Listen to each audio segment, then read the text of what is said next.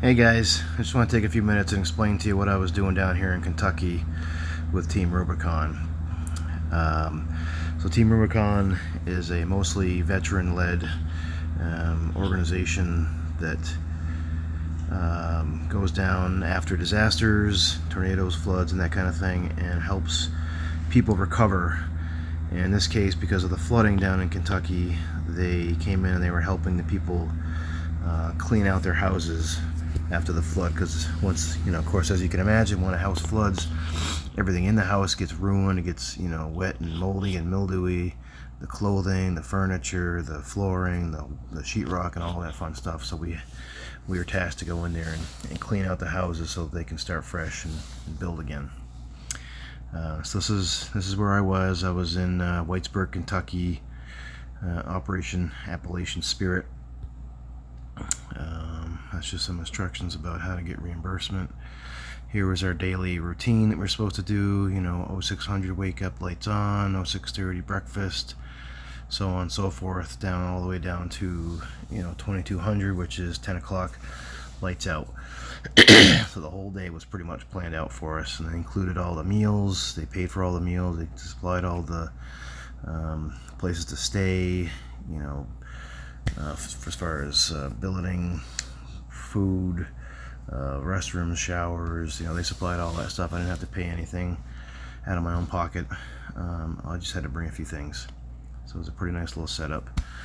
So on the first day I was down there, we went to this house. It was mostly done. They said it was 90% done because it had already had all the stuff taken out of it, all the sheetrock removed, all the flooring removed, and we were just tasked with removing all the remaining staples and nails and little bits of sheetrock that were still on the walls.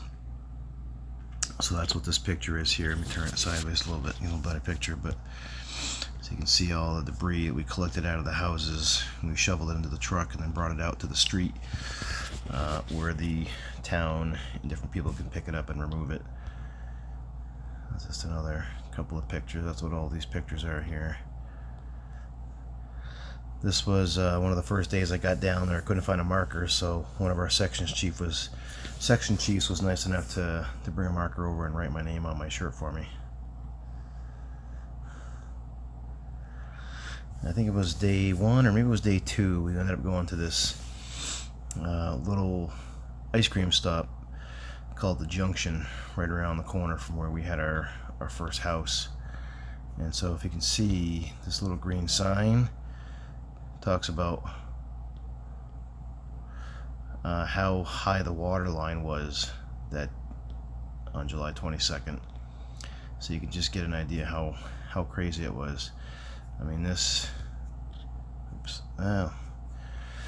so this, because you can imagine where we're standing right now, that water line got up about 4 feet, and that's probably 2 or 3 steps up from the road. So maybe add another 2 or 3 feet. So that's like what, probably 7 feet or so from the road is how high that water got right there. And so this store owner was lucky enough to be able to clean it out pretty quick and get back open for business, and he's one of the only places open in town, I think, at this point in time. But other places weren't so lucky, and they're still sitting closed down, and houses are still vacated.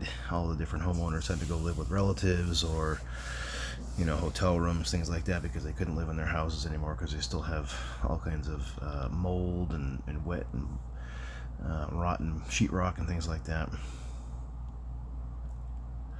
So this is the crew that I worked with on actually for most of the trip. And this is the first house we worked on. You can kind of see some of the debris and the mess. You can't really see inside too much, but it's pretty empty. Just a bunch of studs, no walls, no sheetrock, no flooring. Like I said, we had to clean up all the staples and nails. And this is the cot that I slept on at the VFW where they let us all stay. Can't really see it in this picture, but there was about 30 different cots spread around this big room, kind of like the size of maybe like a basketball court size, I guess. And so it got loud at times, a lot of different people in there, lots of snoring. Sleeping wasn't real easy or fun, but it wasn't too terrible. It was pretty cool, pretty comfortable in there otherwise.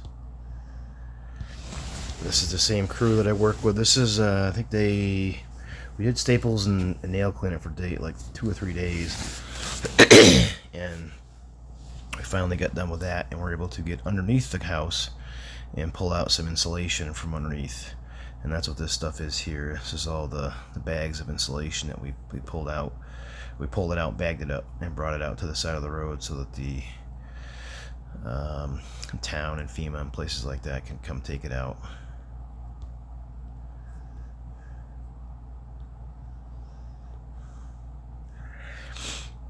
And so this is the second house we went to, actually. I didn't get a lot of pictures from this house, but this is underneath the house. You can see all the different things that the flood kind of washed underneath the building.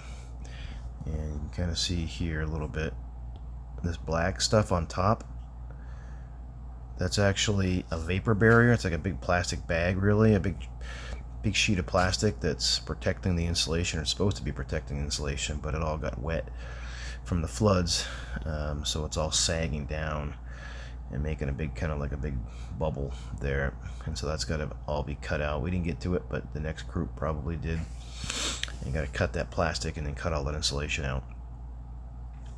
This house, actually, we were the first ones too, and so we were able to see the full extent of the damage on the inside. And I didn't get any good pictures really, but because I wasn't able to, and they don't really allow us to get a lot of pictures of the house for privacy reasons, because this is someone's personal residence. They don't want us kind of advertising that out there. But this house had a lot of clothing all over the floor that had gotten wet and been sitting for about a month, and it was all moldy and rotten.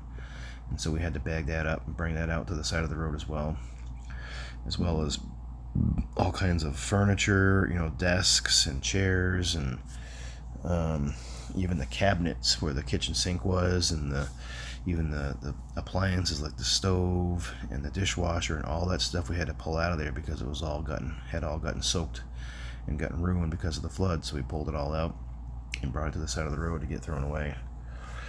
And then we had to pull up the flooring. There was some linoleum flooring, and we didn't get a chance to finish it because this was our last day.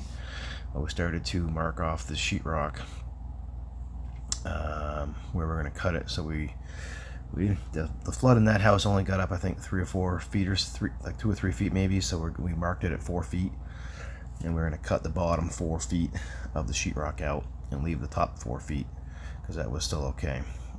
So we started marking it, and the next person behind us will come cut it out. And part of that process also was to remove all the like light switches and outlets and things like that to get ready to replace that sheetrock. Oops. So as I was driving the other day, I just noticed these couple of cute little houses I thought would be kind of cool ideas for my business, for building small houses. So I just snapped a couple of quick pictures. But here's a picture that someone took of me in the first house. You can see the kind of equipment we had to wear. We had to get all kinds of helmets and goggles and masks. But you can see, I don't know if you can really see, but on the left hand side here you can kind of see these little things sticking out of the wall. I think those are nails and staples and things. Just to give you an idea, that was all the different things we had to pull out of the walls or nail in one or the other. And someone counted 115 on one side of one stud. So if we took the same stud and on the other side, it's probably another 115, or a lot. So that was a lot. Just to give you an idea, there's a lot of different staples and nails and things we had to pull out to get it ready for the next person to come in and put up new sheetrock. So that was quite a bit of work. That's another good picture of me. Looks like I'm holding the Sawzall there. Something. I don't know. And this was, did I get a picture of that? Yeah, our section chief had to write my name on my shirt because I couldn't find a marker. So he was nice enough to come along and take care of that for me. And yeah, that's it. So yeah, some pretty cool things. Pretty exciting trip. Got to do quite a bit of work to help somebody out, and we didn't get to talk to the homeowners directly, although I've heard lots of stories. These homeowners are very appreciative, and before we come, they've lost all hope. They're sad. Of course, they've lost all their possessions. They're afraid they're not going to be able to rebuild or live in their house again.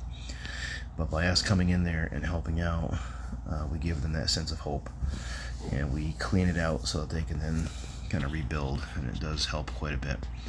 And so I was pretty excited to be a part of it, and I hope you guys get a chance to volunteer at some point when you get a little older as well and experience that sense of accomplishment and purpose.